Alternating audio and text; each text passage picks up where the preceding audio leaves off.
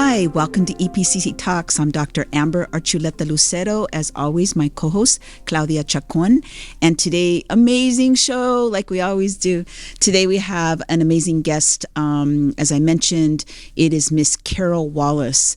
She is, I want to get into the history, so I don't want to share too much, but I think I asked her last September, after I overheard a conversation she was having about politics.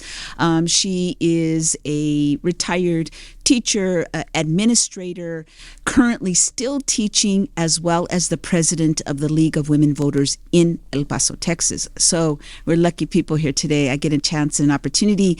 Claudia has some questions. I have some questions. And I want to make this, as always, very clear in terms of our goal. This is an opportunity to sort of archive an individual's personal and academic journey. And so that's really the meat and potatoes of the reason why we started the podcast, is an opportunity just to listen, hear, and really understand an individual's journey. So Carol, welcome.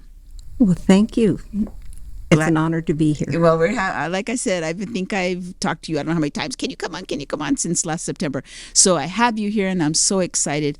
As Claudia and I always tell guests, please feel free to share at the level of comfort, where you're at. So we may ask questions you don't want to answer. Of course, total respect in terms of what you want to share with us. So let me start sort of at the beginning, if you don't mind. I want to kind of weave a conversation about sort of who you are as a person, as well as maybe, sprinkle a little bit of this beautiful academic career that you've had, as well as at the end, maybe shift toward looking at your role as the president of the League of Women Voters in El Paso. It's very significant. That's the capacity in which I've known you. And then I kind of worked backwards and got a chance to know you personally. So Ms. Carol, can you please, let's start at sort of the beginning. Tell me a little bit about your childhood, if you don't mind, your parents. Claudia and I are always interested in if your parents went to school, if your grandparents went to school, if you were one of the first people to go to school. Can you share a little bit about your childhood, please, for us? Yes, thank you. I remember from my past, my mother and father were both, they met here in El Paso at the USO. And awesome. My mother was, my dad bought all of her dance cards. Awesome. And it was during World War II. And he became infatuated with her. He was, my last name is Strohmeyer. My dad was Carl Strohmeyer. And my mom was Sarah Barra. And instantly he fell in love with her, bought all her dance cards, and then she took him home to meet my grandmother, and they made tacos. And he must have eaten 20 tacos. He was a thin little soldier. But they met on as my mom would say, I met him. She would tell my daughter, I met him on Trick or Treat, which was Halloween, and they married December the 12th because he was getting ready to be shipped off to Germany. Good for them. So they got married on December the 12th, and they got in a car, and they were going to, my dad was from Brooklyn, New York, and they were going to, I was born here in El Paso, but they met here in El Paso, and drove all the way to New York, and he was getting ready to get shipped out, and all of a sudden, in February or March, the war was over. And so by that time, my mom had just gotten pregnant with me, and they drove back to El Paso, and my dad couldn't find a job, and he worked in Alamogordo as a printer because he did print set, and then they moved to Fort Stockton, and there is a little story about Fort Stockton that I'd like to share. Of course, with you. please. I was 2 or 3 years old, and my dad was going to take us to the swimming pool. And so we were so excited. We had those little inflatable, like those little tubes. Yeah. Right? And we were just real excited. And so we went to the swimming pool, and my dad said, that'll be 3, because he was taking the 3 of us, and my sister and I. And the lady at the gate said, you can come in, but those 2 little Mexican girls can't come in. Well, we had my mother's coloring because she was from Mexico, and he was so mad, and he told me this later in life, but it was something that kind of seared in me. And I noticed that there was this ambiance of them and us. And I remember we also had friends in Pecos, and my mom would call him, Mr. Pecos wants us to come, and we would go to Pecos and buy the melons and stuff. But I remember going to the bus station there. Mr. Diaz was his name, and he had a package to pick up. And my sister and I looked over there, and we saw a water fountain. It said whites only, and then back over to the side there was one that said colored only. And well, we just saw white and colored, and my sister and I went to the colored because we thought we were going to get colored water. And we were told, no, that's for the coloreds. And so, you know, little hints of racism were always there. And when we eventually moved into the house where I grew up was my grandmother's house, and she passed away when I was 7 years old. And they were going to repossess the house, but my aunts, two of my aunts and cousin lived in that house. So he decided to buy the house, and here we were. It was going to be my aunt Julia, who we call Chuita, Aunt Chua, my aunt Amelia and her daughter, so that's 3, and then the 4 of us, so we were 7 in 2 bedrooms. And so we had beds everywhere, you know, and one room was really big, and that's where most of us slept. But it was a really nice little neighborhood on Wyoming Street. It used to be called White Oaks, and on the next block over is the current McCall Center. So on the opposite side of the street, there were blacks that lived there. They worked for the railroad, and then on the other side there were some Mexicans, and then we had on our side it was half and half Mexican, and then over on the other side there was blacks. And then I found out later that the reason that there were so many blacks around that area because blacks were only allowed to buy close to the cemetery, and we weren't far from Concordia Cemetery. We were off of Copia there. Was it Copia or Piedra? It was Copia. So there was always this mixture, and then it turns out that on the other side of the street on Wyoming, on Yandell, my good friend Barbara Tutt, the Tutts, lived there, and they went to St. Joseph's. My mother always insisted for us to go to parochial schools because in Mexico, the good schools were the parochial schools, so we went there. And Barbara happened to be African American in her family, but you know, I never saw that. We were just friends. Well, you know who Barbara Tutt is? Barbara Lee. Oh, wow. U.S. Representative Barbara Lee. Yes. So, and she came back to town, and at the McCall Center, she was speaking, and I had told the story to a few friends, and eventually, you know, she was talking, and her sister was there, Mildred and Beverly, and I looked at them and I said, "Do you remember me?" And they said, "Carol?" And I said, "Yes." "Strohmeyer?" I said, "Which one is Mildred? Which one is Beverly?" And they told me, and they were beautiful ladies. And we used to go play Barbies over there. Or I watched my first television show at their house, and their grandfather, Mr. Parrish, would come out with cookies and Kool-Aid. Remember the pictures of Kool-Aid? We all sat there and watched the Mickey Mouse Club, and then we had to come straight home. And my dad was kind of like Archie Bunker. You know, he grew up in Brooklyn. He had that Brooklyn mentality. Accent probably too, right? Well, he actually, after the years, he acclimated to. He didn't sound too New York, but and I know that because when I go visit New York and visit my relatives, they were talking so fast. I couldn't understand that. Exactly. It was like at an Easter dinner, and they were all, and they said, "Isn't that right, Carol?" Carol. What about your when you were in school? So you started at parochial school, Right. and I know you graduated from Loretto. Yeah, right. I went to St. Joseph's, and then I wanted to go to Loretto because they were priming us, but it was always very hard.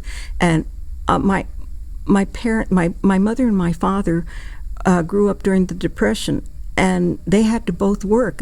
My mother quit school when she was a junior because she had to help support her family, and my father, they sent him off, and I didn't know this.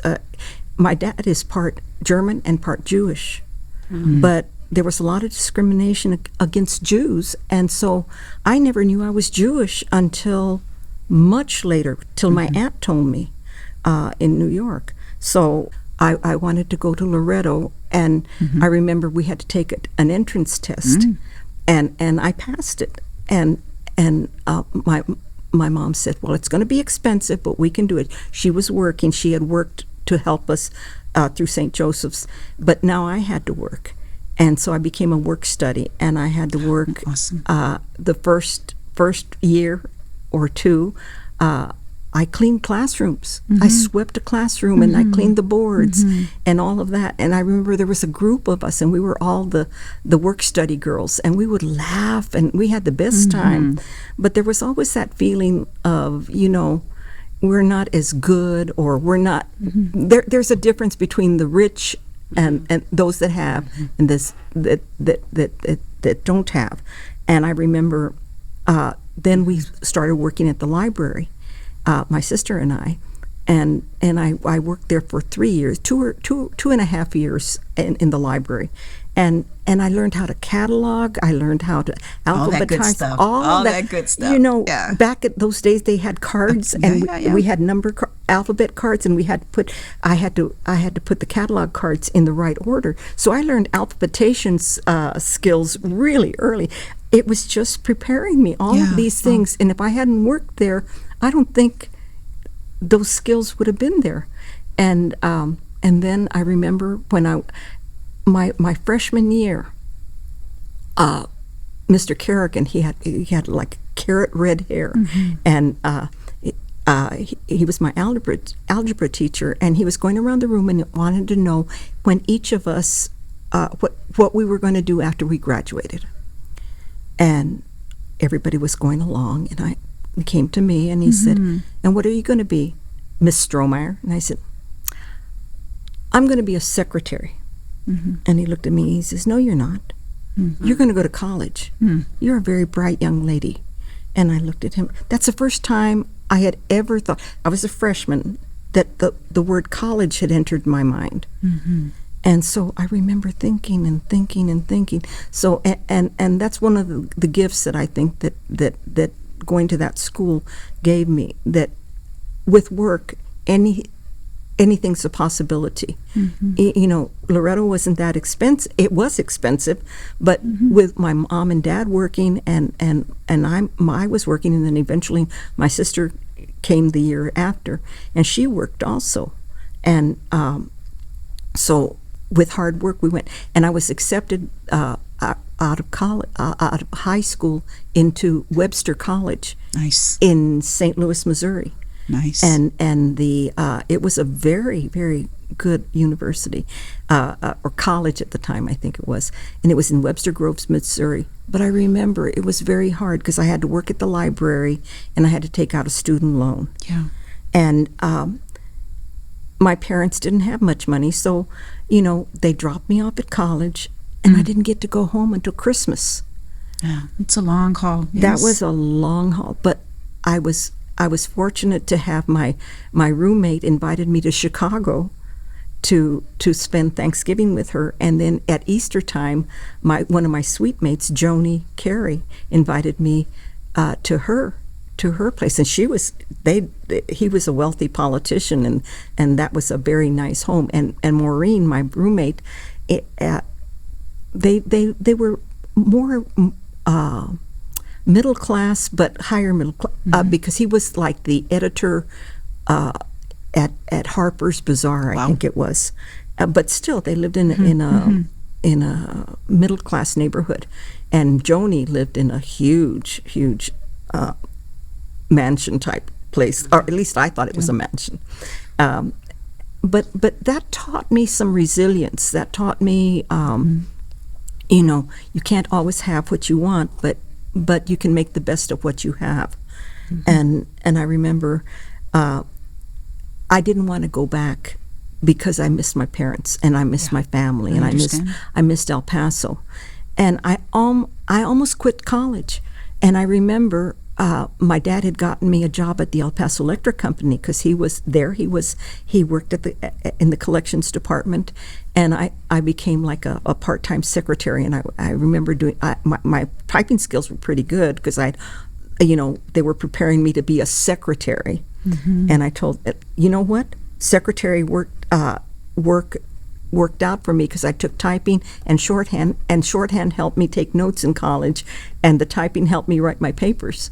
So I was working, and I remember there was a black lady there, African American. She and I became good friends, and we used to go down to Newberry's because it was in that same building, and we'd go downstairs and we'd go and have our coffee breaks at Newberry's.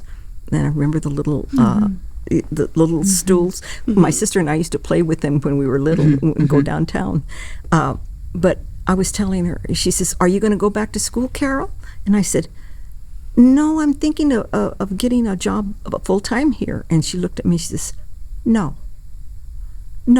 you're going to go back to school. She said, "If I had the chance, I have 3 children, I think she said, and this is all I can do. I can't go back to school. And this is the highest I'm going to make." She says, "You're going to go back to college. Do you understand?" And I looked at her and I said, "Okay." So I went back. Yeah, good. It was a great decision, right? Let me ask you this. I'm curious now. I mean, you went further than you got this bachelor's, you got this master's. When you look at your life now, and you look at that education, and you look at those opportunities, those doors were open. In the moment, you sometimes can't see it. You look back and you're like, wow, the doors opened, you went through. As you look at those doors that opened, and you going away, being away, long periods of time, what advice would you give students right now in terms of doing that?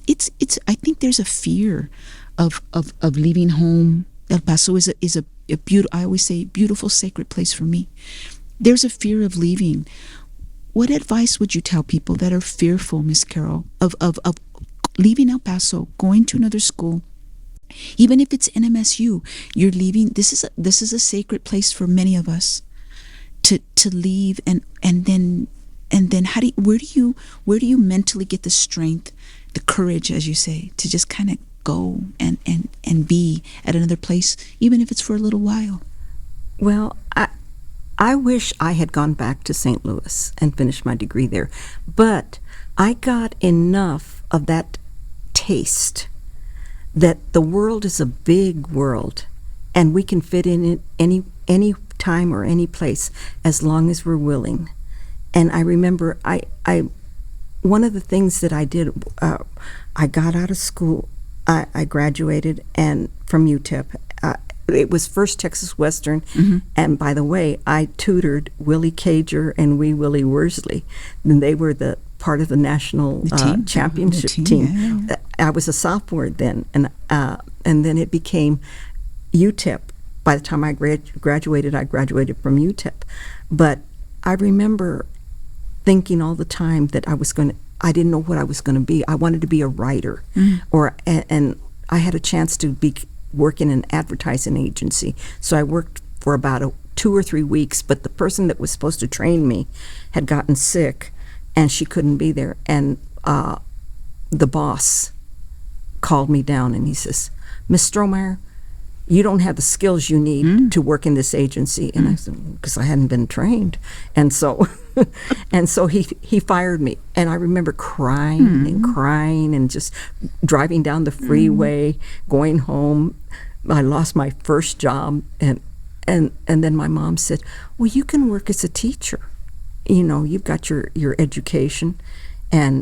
And I had already taken a few education hours, and then I did get certified to teach, and I was going to teach at a private school, and I thought that would have been a good thing, and they were all ready to accept me. And then all of a sudden, I get a call from Isleta Elementary, and they wanted me to teach there. So I I feel bad to this day of saying I'm sorry. I can't. It was like a difference of Yeah. $2,000 or $3,000, and back in those days, Of it's course, like $10,000. Of course, and of course, I don't want to dominate all this conversation. I know Claudia has some questions for you.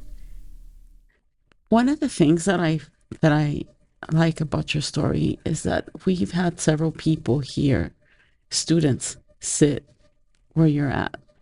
And it's interesting how you share.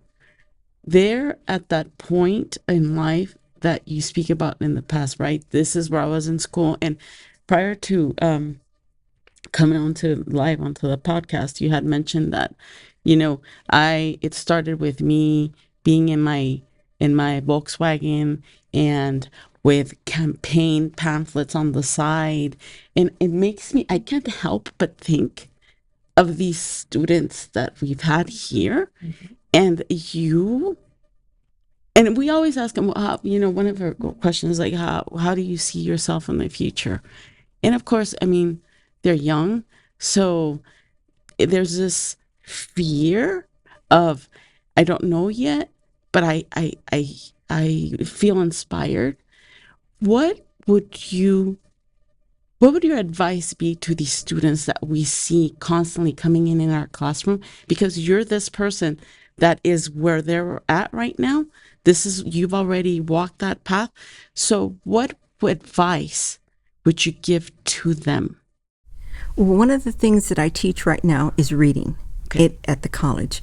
And I tell the students, and I've always told my students, no matter whether I was teaching in an all-black school in Oklahoma or here where I had at Isleta, my first year of teaching, I had 38 students in a class, sixth graders. Wow. One little white girl or Anglo girl, and one African American, and the rest were Mexican American. And I knew that there was that they needed more skills, and so I started. I had taken a class in linguistics, and I knew that the problem was language. When I taught at an all-black school, the problem was language, and because they spoke English, but we needed to bump them up to the academic level. And so I tell my students, I'm here to help you realize your dream, whatever it is that you want to be. If you want to be a professor, if you want to be a doctor, if you want to be a lawyer, if you want to be a mechanic, own your own mechanic shop, what do you need to do? You need to know the language of wherever you're going to go. If you're going to be a doctor, you need to know all the medical terms. If you're going to be a lawyer, you need to know the legalese terms. If you're going to be a teacher, the words in education or history or whatever it is, science. If you're going to be a doctor, what are the medical terms that you need to be? Or if you're going to be a nurse, I said, whatever your dreams are, you can do it. And the only one that's stopping you is you. And I said, but you first have to get those skills. And I said, I promise you, I will help you. My students are reading below the 10th grade level. And I said, if you do what I tell you to do, I'll raise you up in one semester up to the 10th grade level. And then you're free to go and you can study anything that you want. But the possibility is yours. And I said, the only one that's holding back your dream is you. And they get it. Of course. Claudia and I wish we were in that classroom. But that's what I tell them. Is that the possibilities? I remember one time reading a poster in it said, el educación es el machete del pobre. That the only way you're going to get out of what you're doing, and I like to teach in students that need help. Right. The only way you're going to get out is by work and hard work. And I told them the story of a student that I had at Austin High School, and I used to give them a lot of vocabulary. They had 4 different types of vocabulary. They had to do cognates, and then they had to do whatever they were reading, and then they had to do from one of their content areas. So they had three different sections. And she said, I got a letter when she was a senior from this student. She says, "Dear Miss Wallace, I just want to thank you for all the work that you made me do." She said, "I'm not going to tell you that it was easy or that I liked it." She says, "In fact, I hated it." But thank you. But she said, "Thank you, because I graduated in the top 10% at Riverside High School." How awesome is that? So, like you said, to be a part of that journey. Right. That is beautiful. And so I gave them literacy skills, and I gave to my public school students the same kind of education that I got at Loretto. I made sure that I was giving them a good classic, not hard, but challenging. There you go, challenging curriculum that brought them up. That's beautiful. And if they that's the beauty of a classroom, right? You see that dynamic happening, and you're so happy that you're part of that journey. Let me ask you this. You're the president of the League of Women Voters in El Paso. You have that alone. I mean, we need to do a story on that alone, right? The history of that. I know this is about you. And so what would you say, as you've seen elections come, you've seen elections go, you've been part of elections, what would you say today is standing out to you as the most significant as your role of the president of the League of Women Voters in El Paso? Well, I want people to realize that the vote is empowering. That if you don't vote, you're giving your power away. I remember trying to get students to register to vote, and then one girl at Trans Mountain years ago, "Why should I vote? Nobody's going to listen to me. I'm just one person." We debated for an hour and a half, and finally she says, "Oh, just give me the card." I'll do it. And I said, every vote counts. If you don't vote, you're giving your power to somebody else. And I said, 1 + 1 + 1. And that's how I became an activist, too, was by being... I was the secretary of the Student Senate when I was telling you that I had driven around campus with that. I realized that there's power in numbers. And that's how I became an activist. And I went to the Democratic National Convention in 1968 in Chicago. That's the story I heard you tell me. Yes. And I went as a rump delegate against John Connally. And because they had seated only people that were going to vote. I think I was for Eugene McCarthy back then, or McGovern, one of the two, I can't remember. But I had this little brimmed hat that had, I think it was McGovern. And I remember just getting lost on the subway. And the people that I had gone with had left, and they couldn't find me, so they went back to where we were staying, and I wound up sleeping on the floor of a Unitarian church, and had to get back to the hotel so I could meet up with my friends. We didn't have cell phones back then. No. That's a journey. Yes, that is. A and journey. I had to, and I asked somebody, big old city like Chicago. How far is the subway? And they told me, or actually it was the elevated part. And so I went up there, and I remember here I was in my little cotton dress, my little hat that said McGovern, and I was, going on the train. Yeah. How And cool. It was really, It was a journey. And I remember I was actually polite to the police, and they would say, "You don't want to stand over here. The tear gas is going to start coming," and they would rush me out. Yeah, and so here I was, this little protest. In the middle of it. In the middle of it. No, I think what you captivated today and nurtured for us, I think is important. You're one of those guests that I could do part 3, part 4, part 5, part 46, because your journey is beautiful, and you're a light, Miss Carol. You really are. Your personal story is empowering, as Claudia says. What you're doing for our community is even more significant. I think I told this to Miss Alicia the other day when I saw her. I said, what you all do, it's a teaching moment again. Teaching people the significance of voting, giving people information, letting them choose. And I just want to sincerely, on behalf of Claudia and I today, thank you for coming on to the podcast. I told you, the sound check is the longest, and then it goes, the conversation, boom, it's here. So I want to thank you on behalf of El Paso, on behalf of EPCC, on behalf of Claudia and I, for your work in this community, for lifting up lives, and continue to do that with your role as president. So please promise Claudia and I you can come back, and maybe we'll invite Miss Elisa. We can talk about the history of the league, a little bit about some of the crucial moments, because I think that's a whole separate story. But yeah, we've gone from when I first joined 20 something back a few years ago. We were 100 at one point, but we support issues. We are nonpartisan. Yes, you are. So please, if you're interested, please join. Vote more than anything else, and we're out there registering voters. But more important, we're doing what's called GoTV, Get Out the Vote. Yes. We want people to not just register to vote. I think we're 64 days away. So right, yes, do the Texas 3-step. 1, make sure you're registered and your information is current. 2, inform yourself about who you're voting for and issues that they stand for. And 3, go vote, but take somebody with you.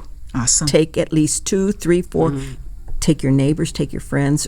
Remind. Such a good piece of advice. So thank you again to Miss Carol Wallace on behalf of Claudia and I, and we appreciate you tuning in. We appreciate you listening, and we will see you very soon. Thank you.